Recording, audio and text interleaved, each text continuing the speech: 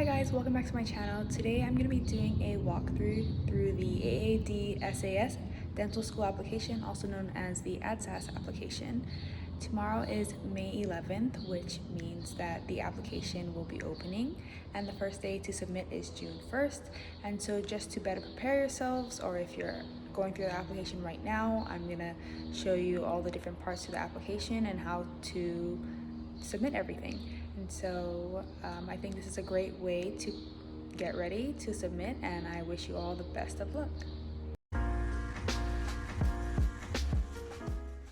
Before we begin, I thought it would be a good idea to share some of the important dates for the application. Of course, May 11th is the first day that the application opens, and then June 1st, the very first day to submit your application. You can go ahead and screenshot this or head to aadea.org to look for more information. So this right here is what your application homepage is going to look like. There are four main categories: personal information, academic history, supporting information, and program materials. So I'm going to go into personal information. There are all of these different categories: biographic information, citizenship information, information about your parents, and then there's a whole other information tab. So I'm going to go into release statement. So your release statement is basically a bunch of questions where you just answer yes or no about the information that you put into this application. Really easy, quick to do. So these are what I had. Your biographic information is your name, basic things like that. If you have any alternate names, your sex, gender identity, birth date, and the city where you're from and state. After biographic information is contact information. That's your address, email, and phone number, and I'm not going to be sharing that obviously. But then there's citizenship information, asking your United States citizenship or Canadian citizenship, and then just a state that you are a resident of, and if you have a visa. The environmental factors section has a lot of things in it. It asks about your family, if you need federal assistance, if you're disadvantaged, your childhood residency, if you lived in an urban area, and about your high school, if you had a low percentage of students who graduated or went to college, and then if you have any relatives in dentistry. Parent and guardian information, you're just putting information about your parents or parent. Race and ethnicity, pretty straightforward. So the last tab is other information, where you have your dent pin, language proficiency, military status, and then any infractions that you had. It asks if you applied or attended other health profession schools like medical school, and if you had previously applied to dental school.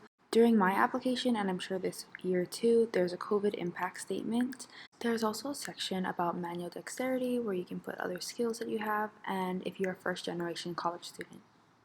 Okay, now that we're back to the home page, we're going to go to academic history. This is where you input your high school and your colleges that you attended. It'll just list the schools here. The main part of this section is a transcript entry and your standardized tests.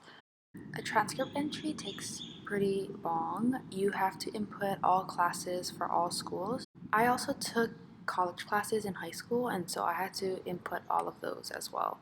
So you're going to have to put the course code, the course title, the subject, the amount of credits, and your grades. And you have to input every single course. So this does take really long. You can even see the required prerequisites for the schools that you have chosen. So if you have a break or you're bored at home, I really suggest that you start working on your transcript entry because it'll take forever. At the Standardized Tests tab, this is where you enter your US DAT or your Canadian DAT if that's what you took. Okay, now back to the home page and to supporting information. At evaluations, this is where you can input your evaluators and then see the status of your evaluations. So you can only have 4 individual evaluations or a committee letter packet. So on this page, it'll list all of your evaluators, and then it'll say if it's an individual evaluation request or a committee request, and then it'll show you if they completed it and when they completed it, as well as when the request was submitted. When you add an evaluator, you're going to input their name as well as their email, and then the company will send an email directly to the evaluator with some instructions on how they should submit their evaluation. Although your evaluators are being sent an email, this doesn't mean that you shouldn't already email or call them before listing them as one of your evaluators. The experiences section is very broad. This is where you add your employment, dental shadowing, volunteer hours, and all that kind of stuff.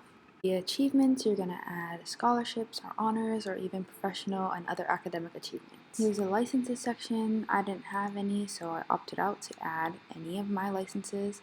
And then here's the personal statement. I suggest that you write your personal statement in a separate document and then copy and paste it into here just so that you make sure you don't lose anything.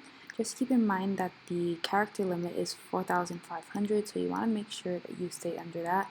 The program materials section is where you can see all of the requirements for each of the schools that you added to your application. All the schools are listed here, and when you click on one of the schools, it'll go to their homepage and it'll talk a little bit about the school, and then you'll go to the prerequisites and it'll show you which classes this school requires, and then you're going to have to add them in there as well. These need to be added even though you already filled out your transcript section of the application. Some schools have a third questions tab where they will add questions that they want to ask. These questions are separate from the secondary application.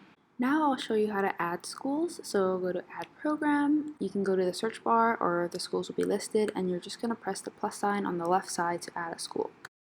The submit application tab next to the add program tab at the top is where you can submit your application and where you can check how much your application will cost. When everything is completed, all you have to do is press that submit all button and you're done.